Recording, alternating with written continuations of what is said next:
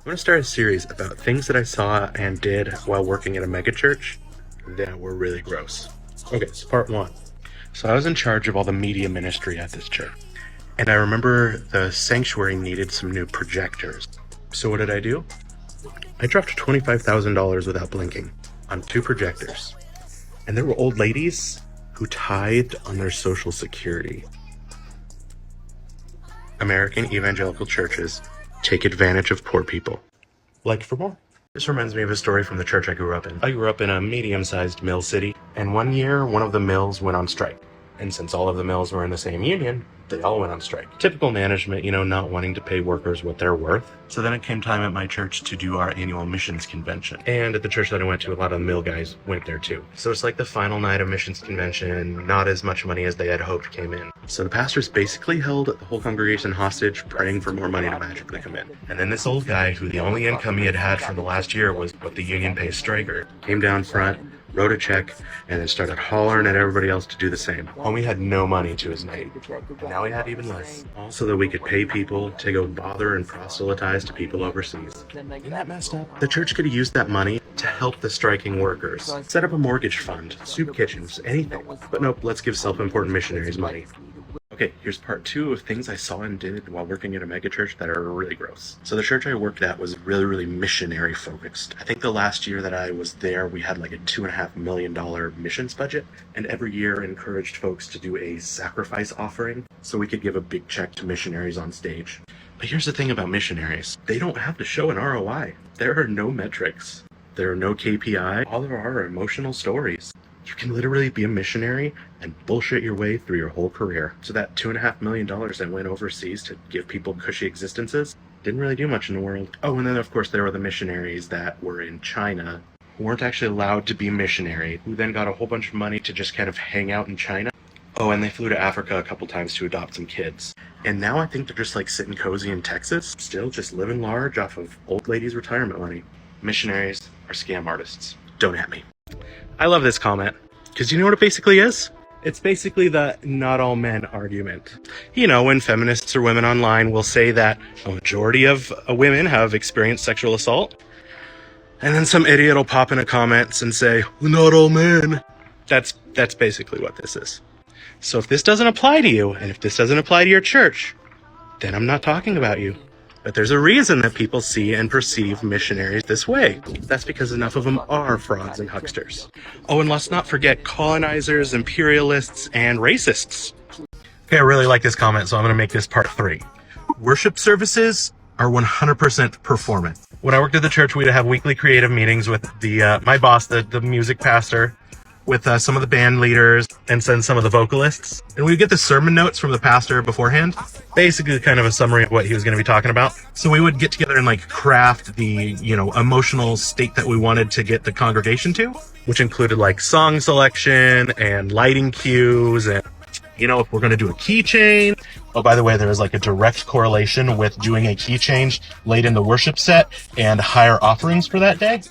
So yeah, it was just all kind of planned out. I don't know if that's manipulation. I'll leave that up to you. But yeah, worship services are planned and plotted out to the T. We would even use click tracks and backing loops to give it a more full sound. So yeah, there's nothing spontaneous about the worship service at all. It's all plotted and planned. Okay, I love this comment too. So this will be part 4. And it's funny because my last official day working at the church was Halloween 2015. So that church every year does a thing called Light the Night on Halloween. Because of course Halloween is some dark, scary thing, and they need to light it up with the love of Jesus. So basically we would rent out the entire county fairgrounds, which was a very big facility. And in one barn we'd have 4 different gigantic tractors doing tractor rides. In other barns we'd have carnival games, face painting, typical school Halloween carnival kind of things. But then on the loudspeakers, there would only ever be Christian music, and the pastor would break into a sermon every about 25 minutes over all of the loudspeakers, which if you've been in a fairground, you know that sounds terrible. And they would buy literally tens of thousands of dollars worth of candy. Okay, so here's part 5 about things I did and saw while working at a megachurch. So when you work in that kind of megachurch, evangelical, Pentecostal, especially environment, you have to be in character 24/7. You don't get to be off. Especially if you're in more of a public-facing ministry role, your struggles don't actually get to be struggles. So if you're having a tough time, you just kind of have to pretend you're not. Because one of two things is going to happen. One, they're just going to tell you to pray on it, and might end up praying for you and like putting hands on you and stuff. Or two, they might need to like take you off the bench. And if you're not in like a super pastoral role, that might mean no pay. So you just kind of have to shove it all down and pretend that you're fine. There were a lot of times when I was really struggling with something, but I just had to pretend to be fine. And I know that there's going to be a million like pastors and stuff like that in the comments saying, oh no, I'm real open and honest with my struggle. Or like, yeah, you should take those guys. They're like, come on, Brad. So this is kind of going to be a part 6-ish of things that I saw and did while working at a megachurch series. But it is going to be a bit different because I'm going to go ahead and tell my story of how I got out of church. So when I was 16-ish years old, I was working at a paint store, and I was moving 5-gallon buckets of paint from the retail location to the warehouse. My boss had his radio on K-Love, and the song by Paul Coleman, The One Thing, came up. And there's a line in that song that says, I question everything I've ever felt certain, my race, my religion, my country, my heart. I didn't know you were allowed to question your religion. So after I heard that line in the song, I thought to myself, do I actually believe that there's a Jesus? And my initial thought was, no.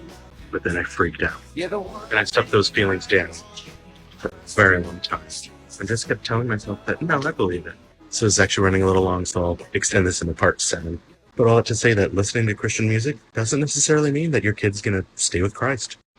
Like and follow for the rest of the story. Here's another crazy thing that I saw while I was working at a megachurch. I think this is like part 7 in this series. So one year on Black Friday, one of the pastors happened to be going to like Best Buy or something. And they were having a big sale on televisions. So my dude took out his church credit card and bought, I think, 6 of them. And they were like really nice high-end Vizio LEDs. But here's the kicker. We didn't need them. He just bought them in case we needed them someday. And they literally sat in an empty room for like several years, and they were still there when I left. Meanwhile, old ladies were still tithing on their Social Security, and anytime that there was too many homeless people on the campus, they would be gently escorted off the premises. Megachurches are literally just businesses. Here's another crazy thing that I saw while I was working in a megachurch, and I think this is like part 8. So as we all know, the right wing has gotten really, really militarized over the last like decade. Well, forever. But that really started to like infiltrate churches. At the church that I worked at, like near the end of when I was working there, they kind of were starting to get scared and a little paranoid of like Islamic extremist terrorists. So they started recruiting like all of these old Vietnam vet dudes to start like concealed carrying during church services. They all had like secret service radios, you know, with the little twirly ear thing. And they even started like bringing in concealed carry teachers so more dudes could get like certified to carry guns. And I know a shitload about guns. I've been around guns my whole life. I know more about guns probably than you do. And the last place that you want any sort of gunfire is an auditorium with like 2,000 people in it. And then the worst thing that could happen is people returning fire. Right-wing Christian nationalism is terrifying. And they've got a lot of guns. So here's another crazy thing that I saw when I was working at a megachurch. I think this is like part 9. So one of the pastors that was working at our church, he was like the executive pastor. And he had the church pay for his master's degree and a lot of his doctoral work too. And then when he was kind of done with all of his schooling, he got the church to designate him as a missionary to go plant a church in San Diego. But not just any part of San Diego, like the hoity-toity rich area of San Diego. So he was a part of the missions convention, and he got like several $100,000 to go plant a church for the rich people in San Diego. And lo and behold, like a year later, that church failed. So he came back and was on staff for a little bit, making his old salary again, and, you know, just telling us how Satan really has a stronghold on San Diego. Church planting for the rich is a good gig if you can find it. And then after he came back for a little bit, he decided he was called to Hawaii. And that's like pretty freaking common. Pastors at big churches live a pretty cushy life.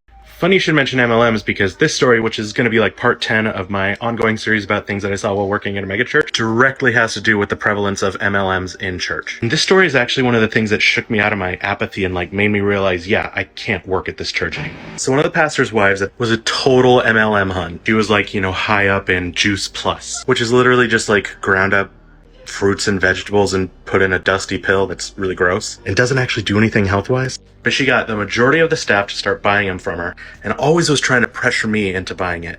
And then during one Wednesday night Bible study, the church flew in one of the executives of Juice Plus to teach at the women's Bible study, and they sold freaking Juice Plus during the Bible study. Now, my grandparents were really dumb and lost a lot of money to pyramid schemes like Amway and shit, so the fact that that church was promoting a pyramid scheme made me so mad.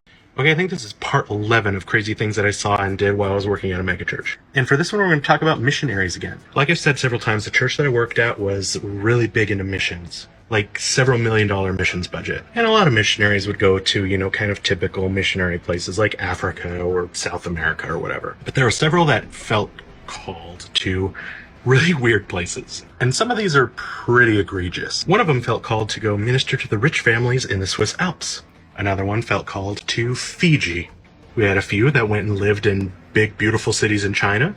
One that wanted to go start a kids' TV show in an Eastern European country. And one of the weirdest ones was that they felt called to go start filbert orchards in Turkey, like hazelnuts. And their pitch was that they would minister while they farm? I've said it once, I'll say it again. Missions is a colonialist, imperialist scam. Okay, this is part 12 of weird things that I saw and did while working in a megachurch. So you guys remember when those spoken word things were real big? Bad Christian slam poetry? So we had a lady who had been practicing how to do that, and we decided, sure, let's incorporate her. And the congregation did not really get into it. The leadership thought it was really, really cool. So in order to get the congregation kind of hyped and stuff, we had a copy of her script up in the sound booth, and anytime that it was an applause line, we would in the sound booth kind of start whooping and hollering. And it kind of worked. People somewhat got into it. Do they still do that in churches? That was the weirdest thing, that whole spoken slam poetry thing. But yeah, just another example of how worship time is completely manufactured and artificial. So the church that I worked at had a long history of speaking in tongues during service and stuff like that. But the new pastor that I was hired under kind of wanted to bring that down a little bit, make it more accessible. So how he would kind of control that is if someone randomly kind of bursted out with speaking in tongues after they were done with their little spiel, he would pause and be okay, does anyone have an interpretation? Because scripture tells us that when someone speaks in tongues, there will be an interpretation. And so, sometimes somebody would be oh yeah, sure, this is the interpretation. But the message came across pretty clearly that oh, we're not doing that anymore. Isn't that just deliciously passive aggressive?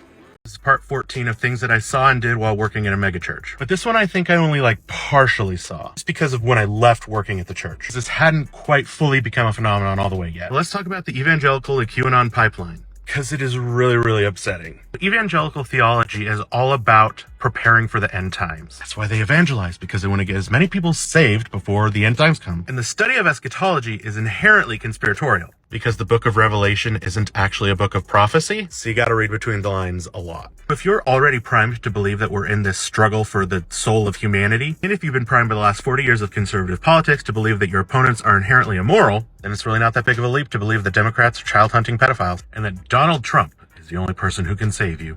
Part 15 of shitty things I saw and did while working in a megachurch. And to be honest, I'm a little nervous about doing this one, but let's go. The sheer amount of nepotism that goes on in churches is shocking. And I saw this when I was a kid too. In the church I grew up in, head pastor's wife, nephew, son-in-law, and a bunch of others were all on staff. And in the church that I worked in, head pastor's son was on staff, the head pastor's wife was on staff, the head pastor's daughter-in-law was on staff, and the head pastor's son's best friend was on staff. And then not to mention, when I was on staff, my sister was also on staff. And this one might not be as problematic as the other ones that I've talked about, but when you have such a small pool of related people working together, there's definitely a tendency towards people taking advantage of that. Yeah, I was a part of it. I was party to it. I'm not going to absolve myself of any of it. I never spoke truth to power.